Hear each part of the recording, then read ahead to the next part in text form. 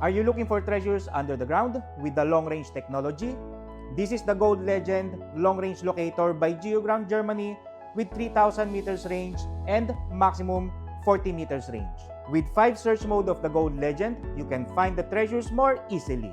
With the long range, search mode, free mode, smart depth, ionic, and the bionic search mode. And for the long range, we have available targets like the bronze, cavity, copper, diamond, gemstone, gold ore, gold treasure, gold veins, iron, platinum, and of course the silver. So for example, you will choose the gold treasure.